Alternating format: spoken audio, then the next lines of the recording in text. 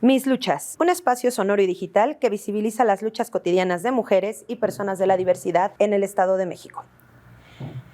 Hola y bienvenidos al podcast Mis Luchas, un espacio donde exploraremos conceptos que definen nuestra realidad. Hoy nos sumergiremos en un tema crucial de profunda relevancia social y política, la participación de las mujeres indígenas en la política. Su lucha no es solo por acceder al poder institucional, sino por redefinir las reglas del juego dentro de sus propias comunidades. Histórica y sociológicamente, la mujer indígena enfrenta un doble desafío: la exclusión del sistema nacional, racismo, sexismo y resistencia interna de los liderazgos masculinos a compartir el poder. Su política se desarrolla en una tensión constante entre la cosmovisión comunitaria y el poder institucional del Estado. Comenzaremos con entender el derecho indígena. Este se refiere a los sistemas normativos internos, usos y costumbres mediante los cuales los pueblos originarios eligen a sus autoridades y toman decisiones bajo el principio de autodeterminación. Esta lucha por la participación es un asunto de derechos humanos. El derecho a ser votada y ejercer un cargo libre de violencia, consagrado en instrumentos internacionales, se convierte en el estandarte de las mujeres indígenas. La lucha es inherentemente interseccional. La diversidad nos enseña que la mujer indígena en la política experimenta discriminación por su género, machismo, por su etnia, racismo, y por su clase, pobreza y marginación. Mis luchas. De la ternura nace la revolución. Hoy nos acompaña Erika Peralta, secretaria de Agenda de Derechos Humanos y de la Diversidad Sexual. Estudió Ciencia Política en la UNAM, especialista en política electoral y diversos seminarios como Derechos Culturales, Gobernanza y Políticas Culturales y Género y Cultura. Y Tlahuitzin Barrera. Ella es guardiana de usos y costumbres, mujer medicina, danzante del sol, facilitadora de medicina tradicional, integrante de la organización Gubernaturas Autónomas Indígenas de la República Mexicana, madre, emprendedora, estudiante de gastronomía. Como pueden ver, no tenemos a ninguna improvisada para hablar del tema. Hoy quisiera empezar por preguntarles a las dos. Para ustedes, ¿qué es el derecho indígena? ¿Cuáles son los usos y costumbres de los pueblos originarios? Háblenos un poco al respecto.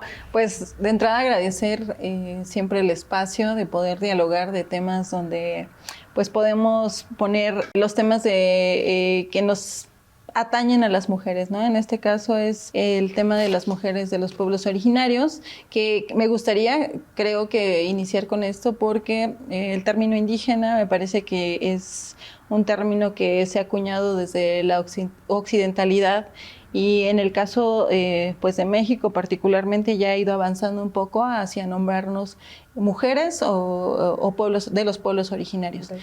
Entonces, creo que en el tema de los derechos, lo primero que hay que hablar es que en el tema, con nosotros las mujeres o en los pueblos originarios se visibiliza desde la colectividad y desde la autonomía, efectivamente, como lo acabas de decir, desde la libre determinación y, por supuesto, asumiendo el territorio no solamente como de manera legal, sino asumiéndonos como cuerpo territorio, que es algo muy importante que se pueda decir, porque desde ahí pudiéramos partir la diferencia en la cuestión incluso de los feminismos. Creo que el tema con las mujeres de los pueblos originarios es que asumen el territorio como parte de su cuerpo. Okay. Entonces creo que es muy importante. También dentro de los derechos de las mujeres indígenas de los pueblos originarios está el tema de la consulta libre, previa, informada y culturalmente adecuada, que es algo muy importante que se tiene que decir también ya en estos tiempos, porque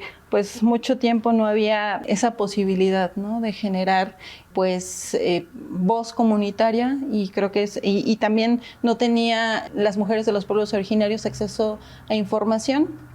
Entonces creo que es muy importante puntualizarlo. El tema de que sea culturalmente adecuada es muy importante porque no en todos los pueblos originarios hay acceso ni a medios de comunicación, ni siquiera a temas de traducción, ¿no?, de algunas cuestiones legales o de información general en la lengua de las mujeres de los pueblos originarios. Creo que también es importante el tema del acceso a la justicia en los mismos términos, desde el tema del tener pues traductores, ¿no?, en los lugares donde se ejerce la justicia. Ahora espero que con esta nueva reforma y con la llegada de algunos personajes hombres, por supuesto, que llegaron los hombres primero, en este tema de la justicia, bueno, ya pueda avanzarse también en ese asunto, ¿no? Otro creo que es muy importante el tema de los derechos DESCA, ¿no? Sociales, económicos, culturales, porque pues se violenta también mucho en ese sentido a las mujeres de los pueblos originarios, ¿no? Es muy importante asumirlas como un ente público, político, capaz de desarrollar cualquier actividad como nos lo demuestra nuestra invitada el día de hoy. Y bueno, pues hay varios más, el tema de la salud sexual y reproductiva, la educación y cultura también. Y bueno, creo que es muy importante, yo cerraría mi primera intervención diciendo que desde una perspectiva de mujeres de los pueblos originarios es muy importante recalcar que estamos en contra del patriarcado y por ende también del capitalismo, y creo que toda esta visión, incluso de este programa, tendría que verse con desde una visión decolonial, ¿no? O sea, los pueblos originarios estaban antes de que llegaran aquí los españoles. Ya había sociedades en este territorio que es Abya-Yala, conocido como ahora América Latina. Okay. Y creo que es importante pues retomar todos esos términos para poderle pues dar continuidad y obviamente aparte de estos términos, creo que es muy importante ya también que se centre el tema en el machismo, en la erradicación del machismo, en transversalizando todo este trabajo que traen las compañeras y traemos desde diversas trincheras de los pueblos originarios. Bueno, y además, como lo dijimos desde el capítulo pasado, mencionarlo. Lo que no se menciona no existe. Entonces, hoy alzar la voz, hoy decirlo, hoy aprender, porque créanme, yo me considero bastante ignorante desde mi privilegio en este tema. Hoy agradezco que estén hoy ustedes aquí, que nos acompañen, que nos enseñen. Y bueno, Tlahuitzin, tú dime desde tu perspectiva, ¿qué es? Cualitonali, Nejoa no toca Tlahuitzin. Buenos días a todos, mi nombre es Tlahuitzin. Hay una parte muy importante que comentó nuestra compañera Erika, nuestra hermana, que es la parte del machismo. Empezando desde el núcleo cultural indígena en nuestras áreas comunitarias indígenas, lo principal siempre ha sido el machismo. Entonces yo creo que los derechos están presentes de las mujeres, pero están muy cerrados todavía, ¿no? Entonces, la parte de la comunicación también es muy importante porque pues no hay comunicación, las mujeres no están informadas sobre cuáles son sus derechos, ¿no? Siempre ha sido como de, tú eres mi mujer y tú tienes que obedecer. Entonces, pues no tienen como la posibilidad o el valor a veces de sobresalir. Sin embargo, pues hay muchas mujeres indígenas que tienen muchísima información para compartir, que pueden sobresalir en el pueblo, pueden crear desarrollos. Entonces, pues para mí el derecho indígena de la mujer o en general, pues primero que nada es justamente como comentaba Erika, derrotar el machismo, okay, saltar esa barrera y asimismo pues todo lo que es la información. A base de la información pues se va desarrollando todo lo demás, ¿no? ¿Cómo crees que puede ocurrir esto? ¿Cómo creen que ocurre esta parte? O sea, hoy ustedes están aquí, hoy agradecemos que nos abran este espacio, que nos compartan todo lo que saben, pero ¿de qué forma ustedes creen que podemos empezar a abrir eso? Porque esa es, entiendo, su principal lucha como mujeres de pueblos originarios, ¿no? Hoy, ¿cómo creen? Aparte de mencionarlo, aparte de decirlo, aparte de gritarlo, creo que son mujeres sumamente preparadas que hoy están en esa posición.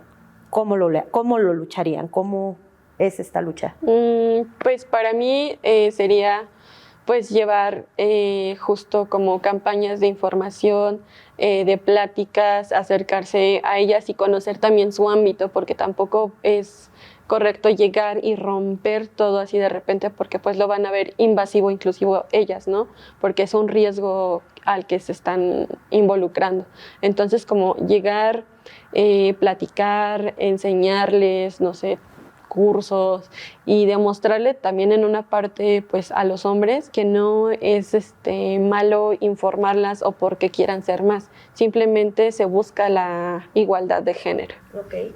Sí, yo creo que En el tema de los derechos humanos, hay algunos que evidentemente nuestras abuelas y las abuelas de nuestras abuelas pues ya desarrollaron, ¿no? Incluso antes de que siquiera existieran esas palabras, porque creo que son las principales defensoras del territorio. O sea, aquí cuando pasó todo este tema de la invasión y la colonización, las que dieron la cara para que varios territorios, incluso ahora legalmente todavía conserven los pueblos originarios sus lugares donde estaban, fueron las mujeres, ¿no?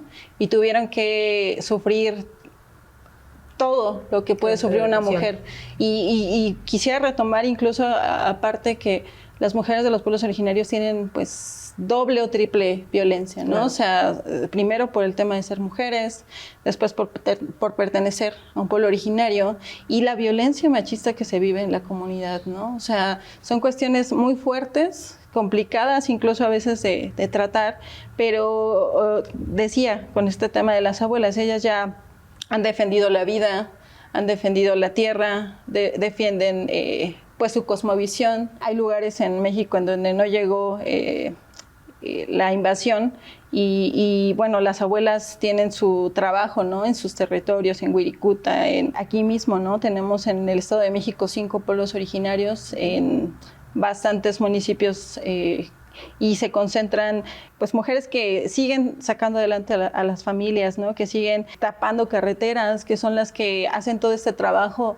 pues por las generaciones que vienen, ¿no? Sí. En ese sentido de linaje sagrado, que es una palabra muy bonita y que de pronto nuestra cotidianidad ya, porque, bueno, déjame decirte que en mi caso, bueno, yo reconozco y la verdad es que pues súper honrada que esté aquí Tlahui. En mi caso, bueno, yo crecí en un pueblo originario donde era muy difícil incluso autodeterminarse porque pues había todo este tema de la discriminación, pero es algo que uno siente, ¿no? O sea, yo veía las danzas, escuchaba algunas cosas y quería estar ahí, pero tenía miedo de estar ahí, ¿no? Claro. Después tuve un proceso personal que me llevó a buscar, ¿no? La raíz, ¿no? Y ya incluso dedicándome a la política y todo.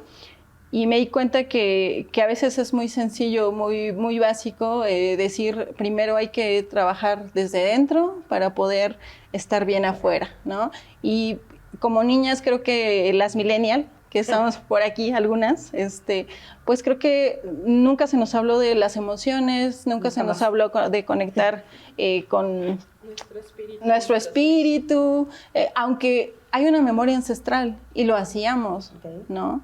Y bueno, creo que es muy importante esa parte. Ellas también reconstruyen el tejido social. O sea, hay lugares en donde pues las abuelas y los abuelos también, porque también aquí en el Valle de Toluca pues hay personas que trabajan, por ejemplo, todo el Bosque de Agua trabaja con graniceros y con personas que han cuidado toda esta zona a través de muchas cosas, ceremonias, pero también bloqueos. Entonces juega un papel muy interesante esto que nos acabas de comentar, ¿no? El saber cómo o qué pudiéramos hacer ya en aquí y ahora. Claro. Retomando esta parte que hablaban de la violencia, bueno, a nosotros en la teoría siempre nos dicen, ¿no? Que las violencias son sistemáticas, a que nos enfrentamos. Yo creería, en lo que yo sé o en lo poquito que conozco, que hay violencias políticas por razón de género, hay despojo a sus cargos, anulación de candidaturas, hay amenazas, hay todas estas cuestiones de violencia políticas por ser mujeres, ¿no? Ya después entramos a la parte de ser indígenas, por ser mujeres, ¿no? Hay violencia comunitaria porque pues hay presiones de líderes, las asambleas, las hacen renunciar y todo esto pues lo justifican ¿en qué? Pues en las tradiciones, en usos y costumbres. Hay violencia simbólica o racista, que habla de la descalificación de su capacidad por ser mujer, pero además por ser indígenas, ¿no? Hoy niegan su conocimiento. Creo que las manifestaciones de violencia son muy variadas, ¿no? Yo hoy les preguntaría realmente, ustedes que lo viven en el día a día, ¿a qué se enfrentan? ¿A qué te enfrentas tú hoy que eres emprendedora? ¿A qué te enfrentas tú en lo que haces, en tu trabajo, en tu comunidad? ¿A qué se enfrentan? ¿A qué clase de violencias reales? Porque lo que dice la teoría está padrísimo y pues sí, suena muy bonito, ¿no? Pero yo pensaría o pienso que en realidad ustedes viven una agresión todo el tiempo. Ustedes van luchando todo el tiempo por abrir un espacio. Nos comentas que maternas 2 niñas, que además yo pensaría que es parte pues de esto que te motiva a que tengan una vida distinta, ¿no? Hoy estás abriendo espacios, hoy las admiro muchísimo y se los preguntaría así, ¿a qué realmente? ¿Cuál es realmente cuando buscan ocupar un espacio de poder, a qué se enfrentan? Principalmente al machismo. El machismo siempre por delante es lo que mayormente frena, porque, por ejemplo, en los pueblos que se rigen usos y costumbres, pues normalmente se rige por el jefe supremo. Ahorita se ha estado intentando meter lo de jefa suprema, pero es muy complicado todavía. Entonces, sigue como habiendo recalcando, ¿no? Esa parte de ustedes sí pueden estar, pero atrás de nosotros, ¿no? Okay. Entonces, siempre tenemos que estar respaldadas por un hombre. O sea, si no estamos respaldadas por alguien, prácticamente, inclusive entre nosotras mismas, es como de, no está bien, no te sigo, no te apoyo, aunque tienen necesidad de conocer, de saber, de experimentar, de desarrollarse ellas mismas, es como de, ok, si no hay alguien atrás de ti o no hay alguien enfrente de ti que no sea un hombre, no. Estás anulada. Sí. Oye, Erika, y bueno, tú estudiaste, tuviste esta posibilidad de, entiendo, salir, de enfrentarte a pues no sé si de construcción, no sé si sea la palabra, pero de buscar o retomar esa raíz. ¿Qué tan difícil fue para ti? Cuando tú dijiste, voy a estudiar, voy a hacer. Me voy a involucrar, que creo que como decía hace rato Tlaui, es como lo más difícil. Primero porque, bueno, en mi caso, pues asumirte mestiza y luego como realmente ya reconocerte y autodeterminarte es algo fuerte, ¿no? Porque pues me lo decían, ¿no? A ti que te gusta, bueno, la política siempre me ha gustado, pero decían, no va lo político con la cuestión de los pueblos originarios. Entonces, primero, obviamente, discriminación, ¿no? Cuando ya empecé a llegar a las ceremonias, cuando empecé a llegar a los eventos de los pueblos originarios, pues lógicamente, pues había rechazo, ¿no? O sea, creo que he vivido mucho rechazo con el tiempo cuando nos vamos conociendo, porque creo que es algo también importante cuando te involucras en este tema de lo espiritual, pues ahí nos hablan mucho de un círculo, ¿no? En donde todos somos iguales y así como tú te muestras en el círculo, pues tienes que ser, ¿no? Adentro y afuera. Si no, es una complicación muy fuerte porque tú no puedes ir a adquirir conocimiento o a sanarte desde una visión individual, okay, sin esperar tener una corresponsabilidad, tanto social como espiritual, con tus hermanos, con tu círculo, y ha sido un poco complicado. Sin embargo, creo que, como te decía, ahí con el fuego, que incluso lo tenemos aquí ahorita presente, pues uno tiene que ser así muy claro, muy transparente, ¿no? Y esa parte me ha ayudado mucho también a poder crecer, avanzar, a también llegar a ser como, pues, una parte que me gusta mucho, que es ser agente cultural, que es generar actividades, talleres, eventos que permitan visibilizar, ¿no? Que estamos ahí de diversas formas, porque efectivamente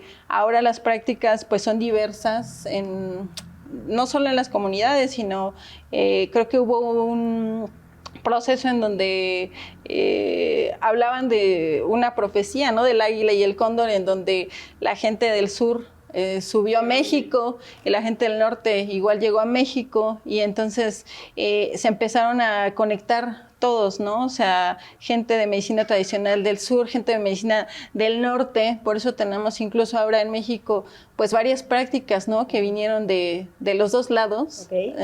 Y entonces ha sido también muy, muy bello porque pues hemos tenido la oportunidad de conocer a mucha gente que en su territorio hace cuestiones de medicina, culturales, pero también, como dices tú, creo que es importante también irse a la sociedad, no solamente decir, pues ya cumplo yo con ir como si fuera adoctrinamiento de la iglesia. Sí, no, tienes que salir también. Okay. Tlahui, ¿cómo maternas hoy tú con tus niñas? Hoy, ¿qué es lo que tú esperas? ¿Cómo le haces? Porque tienes muchísimas cosas, eres una mujer que está activa, eres una mujer muy joven, como lo hablábamos antes, eres una mujer de la que se espera mucho.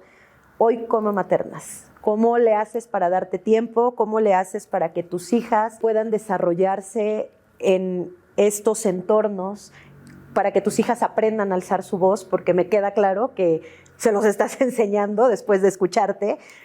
Cuéntame, ¿cómo es este proceso? Es un poco complicado porque justo tengo que repartirme en muchos lados. A veces justo vuelvo con lo mismo, con el machismo. Claro. Es como de, tú eres madre, tú eres esposa, tú tienes que estar en tu casa y tienes que atender a tus hijas, ¿no? En mi casa... Emprendedora. Sí, se toparon con pared porque pues yo no soy así, yo me gusta salir casi... Pues a veces regularmente casi no estoy en casa, pero sin embargo con mis hijas les he dicho, si te gusta algo, adelante, si quieres aprender algo nuevo, adelante. No porque seamos indígenas o mujeres no tenemos derecho a cosas. Una de mis hijas, la mayor, está estudiando karate, se está desenvolviendo muy bien en lo que es taekwondo. Entonces, pues sí, les estoy demostrando que no solamente por ser indígena y mujer tenemos que sentarnos en la casa, ¿no? También a mi niña más grande le gusta mucho salir a trabajar conmigo. Digo, en algún punto yo sé que lo van a ver mal y van a decir, ay, la está explotando, pero no. Estamos romantizando. O sea, realmente le estoy enseñando lo que es la vida, lo que es defender sus derechos, a lo que tiene derecho y principalmente a sobrevivir. Porque en este ámbito de la vida, en este momento, pues la mayoría de hombres solamente te quieren en casa y que solo cocines y que tengas en cuenta que solamente sirves para dos cosas, tener hijos y tener lista la casa, ¿no? Atender al hombre siempre. Entonces, pues yo con mis hijas les estoy enseñando de no, sal, conoce, trabaja, viaja, aprenden cosas nuevas y nunca pares, ¿no? Entonces, pues parte de todo esto, parte de enseñarle el trabajo y cómo ganar dinero, pues es que sepa que tiene que luchar por lo que quiere. Y en esta vida, pues nada es gratis. Entonces, es una parte muy complicada y yo sé que en algún punto va a ser controversial, pero pues no hay más, ¿no? Sino que solamente es hacia adelante, hacia adelante, hacia adelante, y quiero que ellas, a sus hijos, tanto hombres como mujeres, les enseñen a respetar a las mujeres, que se enseñen a que tienen derecho a trabajar, a que tienen la posibilidad y la fuerza de manejar tanto cosas políticas, de construcción. Yo en mi caso, pues también mi papá me ha enseñado a trabajar construcción. Yo parte de mi casa la aplané junto con mi papá. Entonces, o sea, somos capaces de mucho, de mucho, de mucho. Y pues así es la crianza con mis hijas. Muy bien, me gustaría hablarles un poquito de la cosmovisión como herramienta patriarcal. Creo que el mayor conflicto de estos sistemas normativos son los usos y costumbres, ¿no? El derecho indígena garantiza la autodeterminación, la interpretación que hacen los hombres de estos sistemas se convierten en un obstáculo para la igualdad. Por ende, la cosmovisión comunitaria, que tradicionalmente ha valorado a la mujer en el ámbito privado, cuidado y ritual, es manipulada para prohibirle el acceso al poder público. Discúlpenme que lo lea, pero sí es muy importante ser muy claros y ser muy puntuales. El papel de la mujer en la política indígena va más allá del rol institucional. Es el de una agente de cambio que exige que el principio de paridad de género se incorpore a la cosmovisión comunitaria sin perder su identidad. Hoy yo les preguntaría, ¿la cosmovisión juega a favor o en contra de su papel dentro de la comunidad? ¿Cómo funciona? Porque sí, entiendo esta parte, sí vamos a caer en lo mismo del machismo, pero sí creo que es bien importante dejarlo claro, porque es parte de lo que es el pueblo originario, la cosmovisión es importante y de qué forma lo están cambiando. Hoy tú me hablas y te admiro muchísimo este asunto de maternar, de enseñarle a tus hijas independencia, autosuficiencia económica. Hoy este asunto que tú tuviste que enfrentar, este proceso de construcción, de volverte parte nuevamente de la comunidad. Pero, ¿qué papel juega la cosmovisión en sus vidas? ¿Cómo lo manejan? ¿Cómo lo viven? Uy, es un tema un poco complicado. Me dices, ¿está a favor o en contra? Yo creo que el favor o al contra depende mucho del momento, de la situación y pues de la parte que rija, ¿no? Es un tema... Es dinámico. Sí, yo creo que puede ir variando y puede irse mezclando en algunos puntos. Pero entonces dependería más de tu posición dentro de la comunidad, ¿no? Sí. Así lo entendería, es como tu posición y irlo tomando. Prácticamente tú tendrías que saber manejar para que sea más a favor que en contra, pero hay que estar conscientes que también en algún punto va a haber un contra. Y de ese contra aprendemos y nos apoyamos. Bueno, yo creo que ahí también estamos muy influenciados nuevamente por el occidente, porque pues esta guerra eterna, ¿no?, entre géneros, pues es muy marcada, ¿no? Y está presente, el patriarcado está aquí, lo estamos respirando, o sea, lo sé, pero creo que en la cosmovisión de los pueblos hablan de una dualidad, ¿no? Y la dualidad como energía, ¿no? Tal vez como cuerpo pudiera ser sí o no, pero como energía, como energía. Y creo que esa parte la fueron perdiendo en la cuestión de la organización en los pueblos originarios, ¿no? Efectivamente, es muy complicado que las mujeres accedan a pues, cargos representativos de mando y de que tengan realmente poder de decisión, porque obviamente pues, hay resistencia de los hombres, hay resistencia, hay un miedo de perder el poder comunitario, ¿no? O sea, las conexiones que dan esos poderes comunitarios.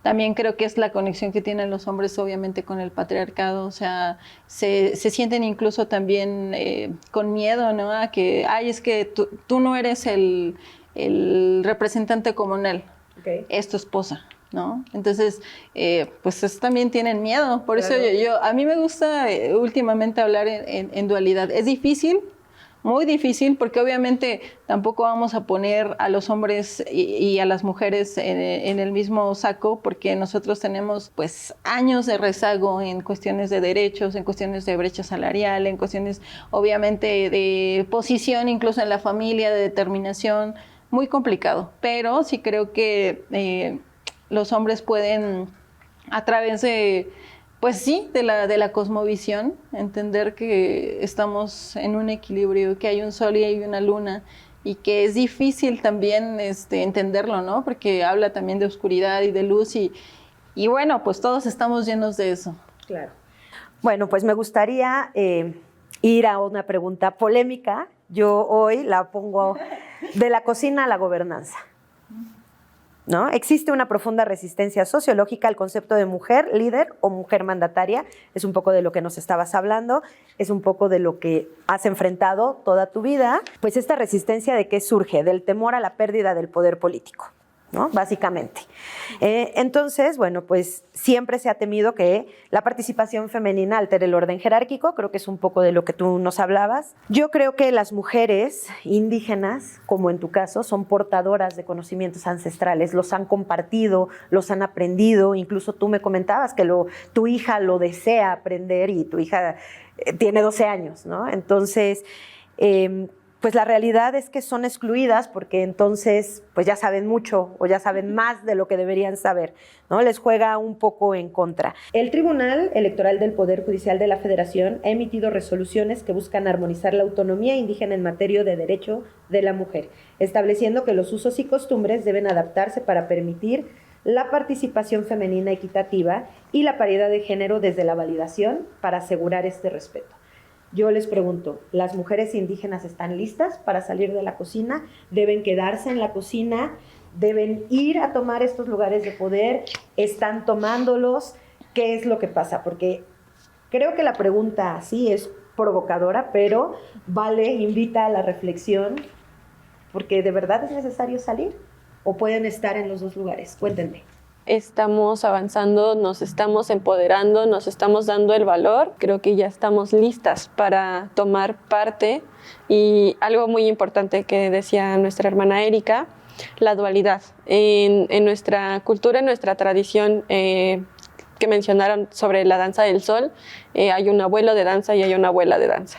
Entonces, yo creo que la mujer siempre ha resguardado, protegido y empoderado, solamente que han tenido como un pequeño tope ahí, ¿no? Ese miedo a salir, pero yo creo que si tuvieran el apoyo, si tuvieran ese pequeño empujoncito, tanto político, social, personal, ¿no? Porque, pues, como decía, es importante nosotros estar bien dentro de nosotros, pues, para poder salir y compartir y enseñar, ¿no? Entonces, pues yo siento que más que nada nos hace falta confianza, pero listas estamos, lo sabemos, lo conocemos, solamente nos hace falta un poquito de... Ese impulso. Ese impulso, sí. Pero yo digo que estamos listas. Yo digo que sí, claro que estamos listas. Creo que ahí me gusta la pregunta, me parece que es efectivamente muy provocadora y a mí me gustaría discernir en dos temas.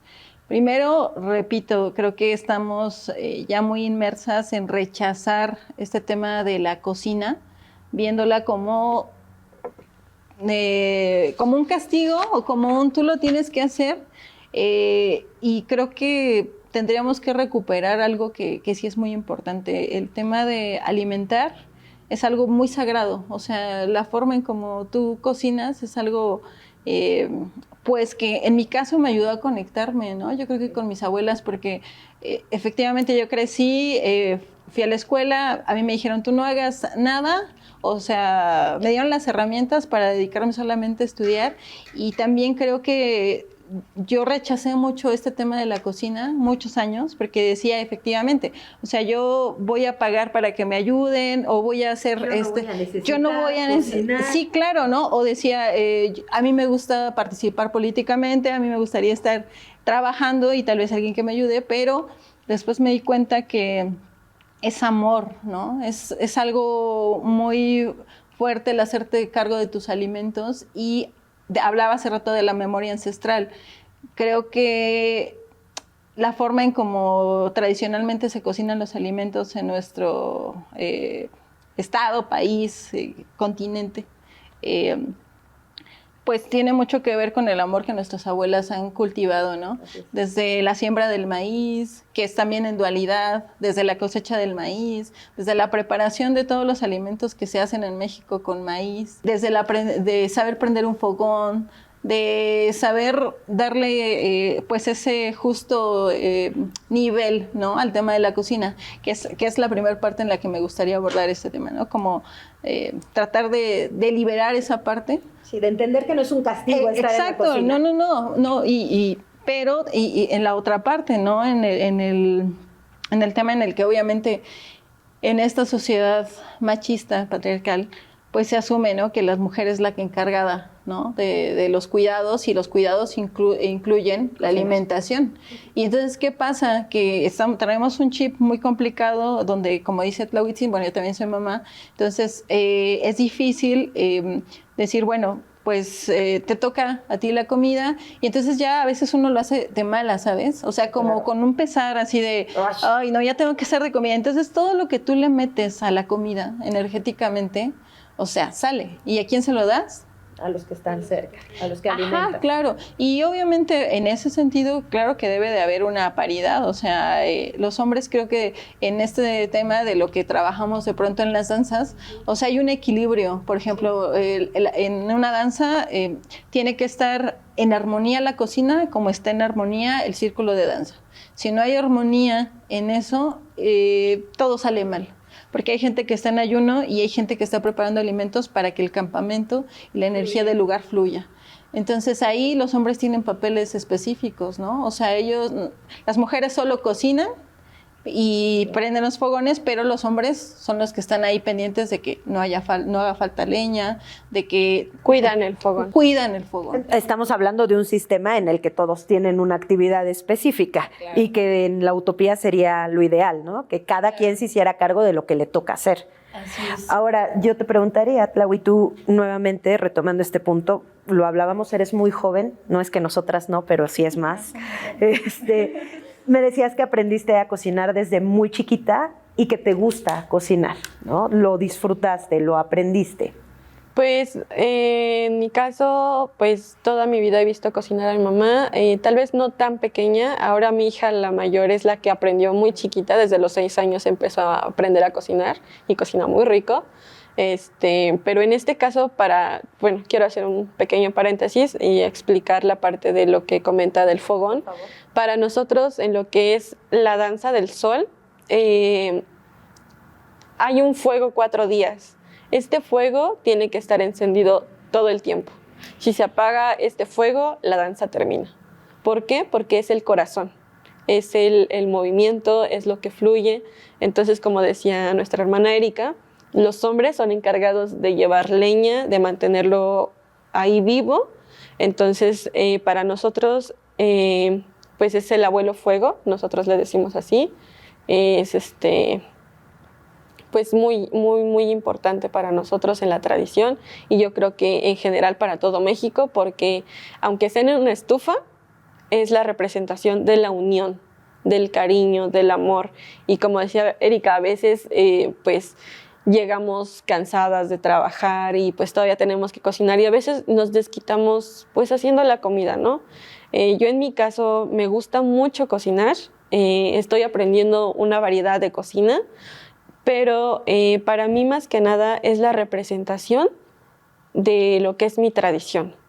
Llevo, pues como sabrán, en muchos restaurantes pues está como la alta vara de la cocina gourmet. Entonces yo trato como de mezclar la parte tradicional con la parte pues gourmet, que lo conozcan todo tipo de personas, pero pues que lo disfruten, que lo saboreen y que entiendan que en algún punto a la hora de comer, pues, ¿qué pasa cuando comemos? Nos olvidamos un poquito de todo, ¿no? Esa parte. Rico. Pero bueno, creo que aquí la diferencia es exactamente esa, que te guste, que lo hagas con amor, y creo que esa era parte de la provocación en la pregunta, ¿no? Sí. ¿Por qué? Pues porque efectivamente hay mujeres, o habemos mujeres a las que no nos gusta cocinar, a las que toda la vida nos dijeron, tienes que aprender a cocinar porque esto es lo, o sea, y entonces, claro, porque exactamente, entonces creo que lo vuelve diferente cuando es este asunto de quiero hacerlo, porque me nace hacerlo, porque no tengo que llegar a ver ahora qué cocino en la semana, ¿no? Entonces, ese amor que dan, creo que sí se puede cocinar, creo que sí se puede estar involucrado en puestos de mando, de poder, pero también regresamos al principio, ¿no? Estamos en este punto en el que el machismo o nos quiere cocinando o no nos quiere en otro lado, ¿no? Hoy las mujeres de los pueblos originarios creo que sí es importante que retomen esta parte de amor, de alimentar, de ser, de honrar principalmente, ¿no? Exacto. De honrar lo que es, como les comentaba, aunque sea una estufa, estás honrando a algo tradicional, a algo representativo, que pues es el fuego, ¿no? El fuego, que es lo que nos mantiene unidos, lo que nos da fuerza. Algo que comentaba anteriormente al principio, nuestra hermana Erika, es que tuvo un proceso y fue a ese proceso, ¿no? Ella empezó a cocinar. Bueno, en este caso lo que nos enseñan los abuelos, lo que nos enseñan las abuelas, era de prende tu poposhkomil, que es el saumerio que ustedes conocen, okay. Échale copalito, siéntate y platica con tu fuego, ¿no? Eso es lo que a nosotros nos dicen. Y llórale y dile y pídele. Digo, no es como que te conceda deseos, si no, no es genio de la lámpara.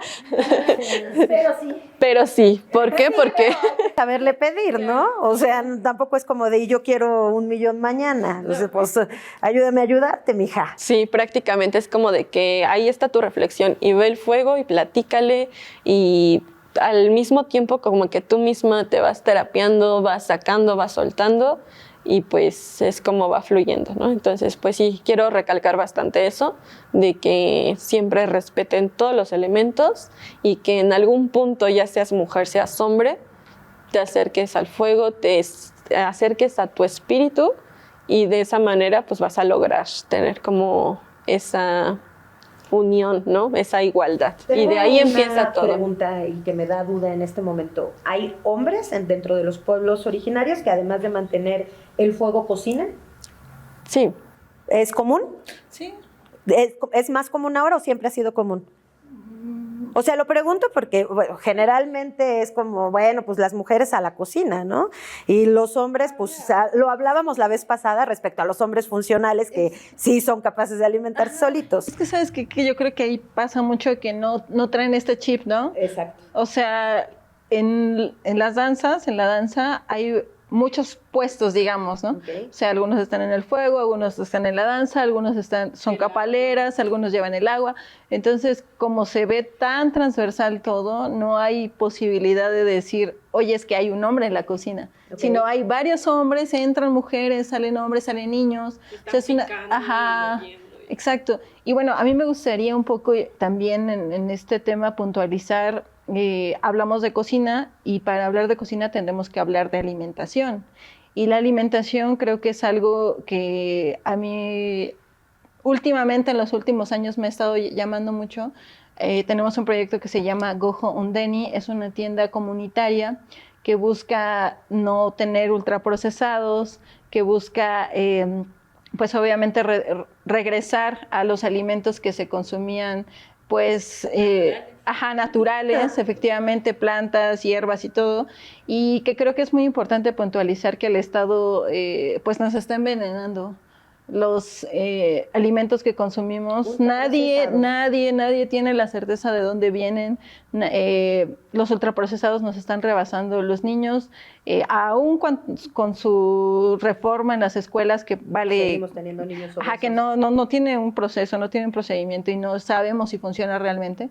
Hay una cuestión de no suficiencia alimentaria, o sea, no tenemos ahorita cooptado el tema del maíz, los productores están pues sufriendo toda esta parte pues un poco es el Tratado de Libre Comercio, un poco también es todos los químicos que tenemos ya en nuestros campos, un poco son las semillas transgénicas que siembran en nuestros territorios.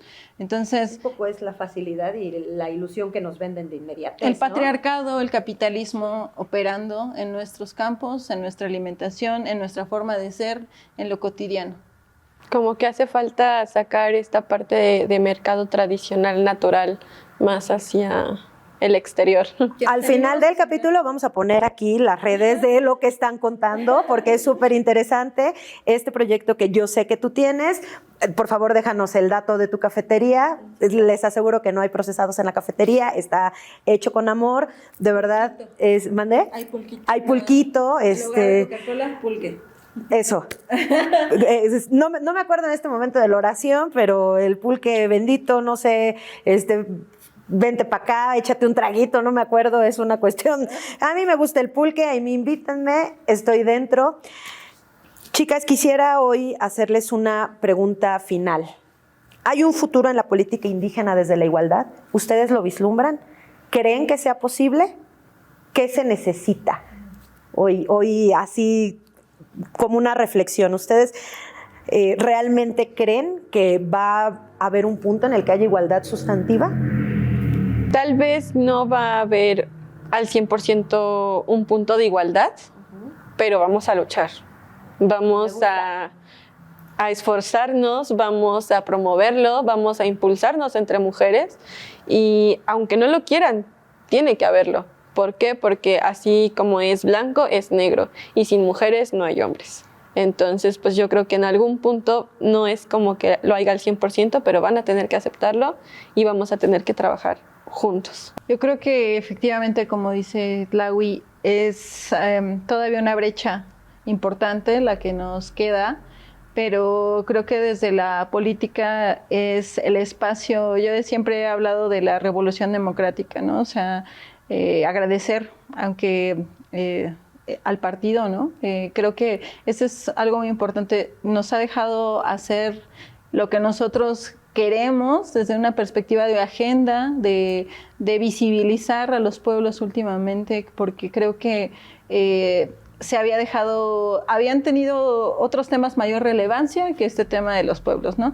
Y me gustaría a mí cerrar con una frase así, pequeñita, en donde, hablando de la colonización, ¿no? Decía que según el antropólogo brasileño Darcy Ribeiro, más de la mitad de la población nativa de América, Australia y de las islas oceánicas murió contaminada luego del primer contacto con el hombre blanco.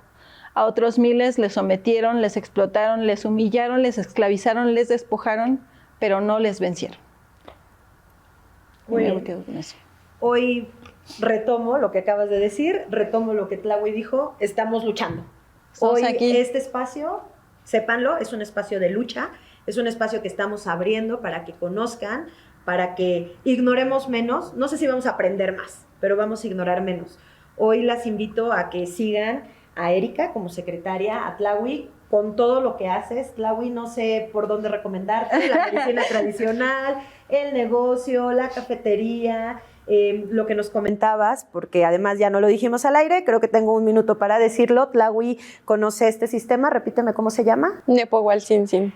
Que sería bien importante que pudiéramos retomarlo cada vez más con nuestros niños, con nuestras infancias, que aprendan estos sistemas que nos llevan precisamente a eso, que son parte, que nos unen, ¿no? Como sociedad. Pues gracias por acompañarnos en este episodio. Esto fue Mis Luchas, un podcast que busca visibilizar las luchas cotidianas de las mujeres y las personas de la diversidad en el Estado de México. No olviden suscribirse, darle a la campanita, estar al pendiente, seguir a nuestras invitadas y pues hasta la próxima. Gracias. Camadi. Mis luchas. De la ternura nace la revolución.